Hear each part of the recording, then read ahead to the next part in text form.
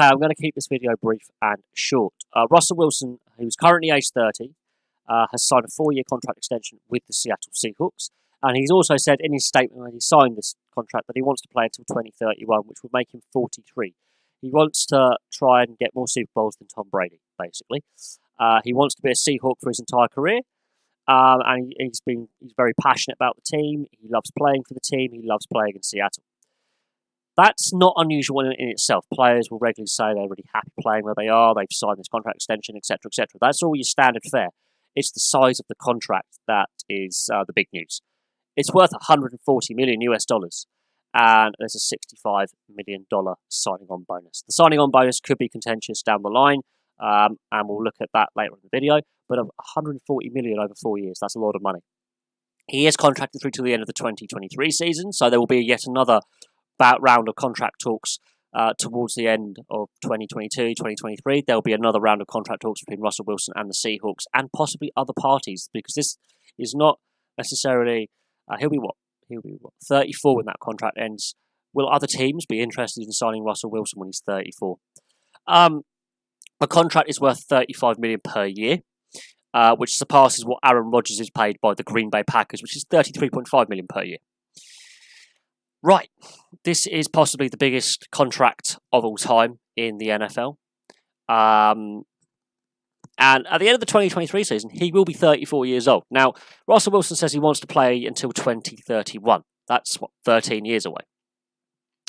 He can only do that if he stays fit. A lot can happen in 4 years. This is a really big contract.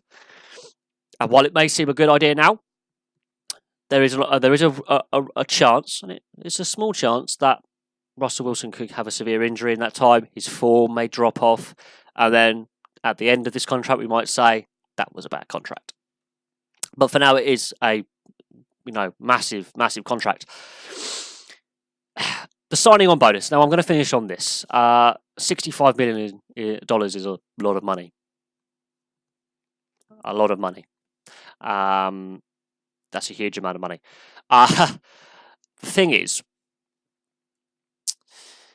signing on bonuses have become very contentious in recent seasons for a variety of leagues and sports across the world. It's not just an NFL thing. In the NHL, they are up for discussion in the collective bargaining agreement, which is coming up in a couple of years. And the NFL also has a collective bargaining agreement coming up in a couple of years. And I believe the signing on bonuses will be on the table. If a rival sport, which is played at the same time of year, is trying to outlaw or restrict the amount of signing on bonus you can give a player because it favours the big market teams, you will see the NFL also possibly follow suit, and that will be on a discussing table. Whether that affects this contract and other contracts that have been signed by players with signing on bonuses, we'll find out.